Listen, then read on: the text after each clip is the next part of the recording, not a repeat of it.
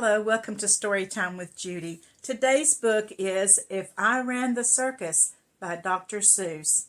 Well, this little boy has a really big imagination about how his circus would be. Do you think you could run a circus, and what acts could you come up with? Let's see what he does. In all the whole town, the most wonderful spot is behind Sneelock's store in a big vacant lot. It's just the right spot for my wonderful plans, said young Morris McGurk, if I cleaned up the cans. Now a fellow like me, said young Morris McGurk, could get rid of this junk with a half-hour's work. I could yank up those weeds and chop down the dead tree and haul off those old cars. There are just 2 or 3, and then the whole place would be ready, you see. All ready to put up the tents for my circus. I think I will call it Circus McGurkus. The Circus McGurkus, the world's greatest show on the face of the earth or wherever you go. The Circus McGurkus, the cream of the cream. The Circus McGurkus, the circus supreme. The Circus McGurkus, colossal, stupendous, astounding, fantastic, terrific, tremendous. I'll bring in my acrobats, jugglers, and clowns from 1,033 faraway towns to the place that you'll see 'em in, ladies and gents, right behind Sneelock's store in the great McGurk tents. And I don't suppose old Mr. Sneelock will mind when he suddenly has a big circus behind. After all, Mr. Sneelock is one of my friends. He might even help out doing small odds and ends. Doing little odd jobs he could be of some aid, such as selling balloons and the pink lemonade. I think 500 gallons will be about right, and then I'll be ready for opening night. What an opening night, what a night, what a sight. I'll hoist up the curtains, the crowds will crowd in, and my Circus McGurkus will promptly begin. With a welcoming toot on my welcoming horn, by my horn-tooting apes from the jungles of Jorn, where the very best horn-tooting apes are all born, 'cause the very fresh air there is fine for their lungs, and some of those fellows have 2 or 3 tongues. This way, step right in, this way, ladies and gents. My sideshow starts here in the first of my tents. When you see what goes on, you'll say no other circus is half the great circus the Circus McGurkus is. Here on stage 1, from the ocean of Ulf, is a sight most amazing, a walrus named Rolf, who can stand on one whisker, this wonderful Rolf, on the top of 5 balls, 2 for tennis, 3 golf. It's a marvelous trick, if I say so myself. And on stage number 2, here is something quite new. From a country called From comes this drum-tummied snum, who can drum any tune that what you might care to hum. Doesn't hurt him one bit, 'cause his drum-tummy's numb. And you'll now meet the Foon, the remarkable Foon, who eats sizzling hot pebbles that fall off the moon. And the reason he likes them red hot, it appears, is he greatly enjoys blowing smoke from his ears. Of course, pebbles like this are quite hard to collect, but Sneelock will manage somehow, I expect. After all, Mr. Sneelock is one of my friends, and I'm sure he'll help out doing small odds and ends.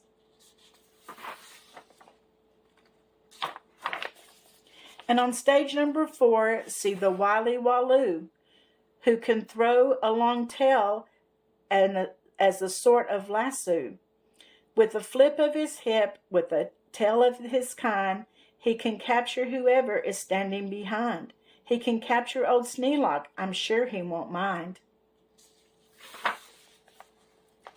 And now here is the hoodwink, who winks in his wink hood. Without good wink hood, a hoodwink can't wink good. And folks, let me tell you, there's only one circus with wink-hooded hoodwinks, the Circus McGurkus. The show of all shows, there's no other showman who shows you a show with a blindfolded bowman. The blindfolded bowman from Bigger Beirut, the world's sharpest sharpshooter, look at him shoot. Through the holes in 4 doughnuts, 2 hairs on a worm, and the knees of 3 birds without making them squirm. And then on through a crab apple up on the head of Sneelock, who likes to help out, as I've said. And now come to this spot where the spotlight is hot, and you'll see in the spotlight a juggling jot, who can juggle some stuff you might think he could not, such as 22 question marks, which is a lot, all 44 commas, and also 1 dot. That's the kind of Circus McGurkus I've got. But that's just my sideshow, a start, a beginning. This way to the big tent you'll find your head spinning. Why, ladies and gentlemen, youngsters and oldsters, your heads will quite likely spin off your shoulders. So hurry, step lively, quick, ladies and gents, and get to your seats in my tent of all tents. My parade of parades is about to commence.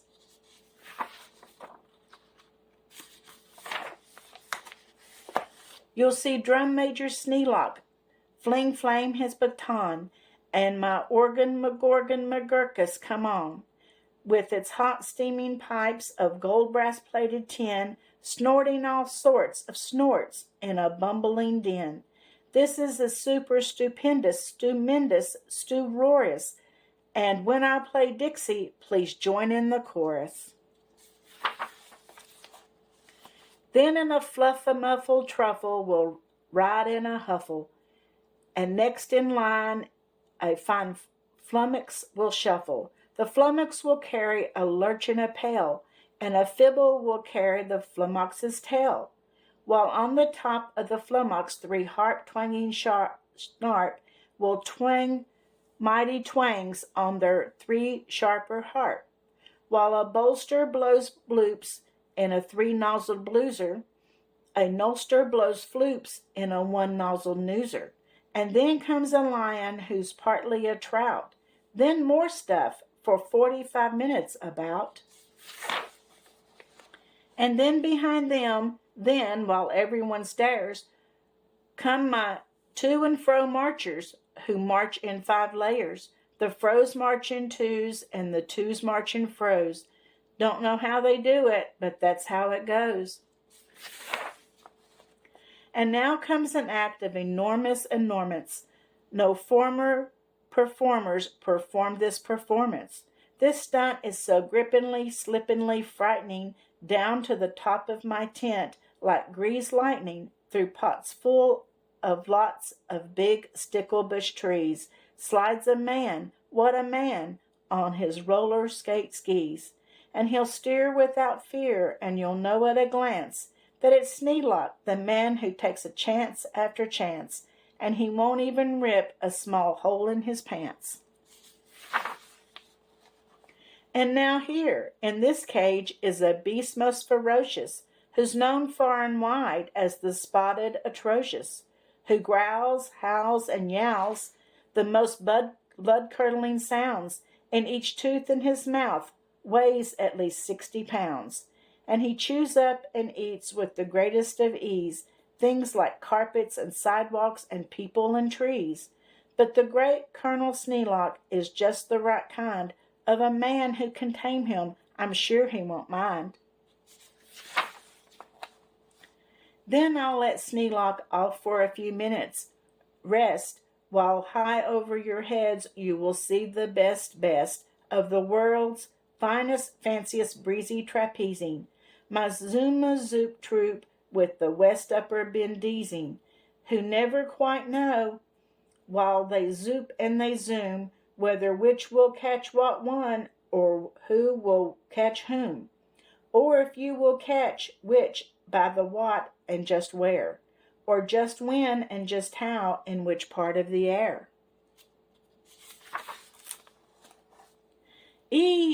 What a circus, my Circus McGurkus. My workers love work. They say, work us, please work us.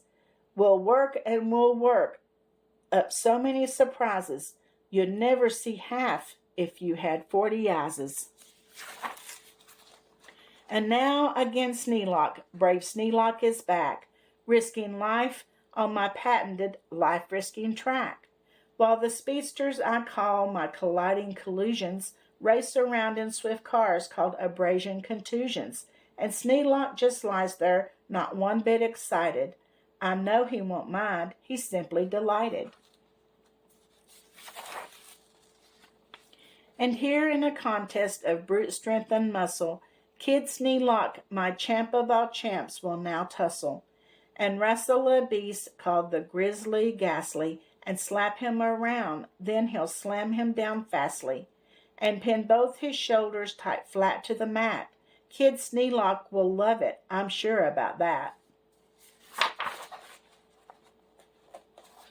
And while that goes on there, look at this go on here. Have you heard of my herd of through horns jumping deer? Every deer jumps through horns of another pell-mell, while his horns are jumped through at the same time as well, by a deer whose horns also are being jumped through by another who's having his horns jumped through too, which I'm sure Trainer Sneelock can train them to do. Then the whole tent will ring with hoorays and wild shouts when I wheel in my whales and they turn on their spouts. First my whale number 1 with an aim that aims true spouts a spout that spouts Sneelock to whale number 2.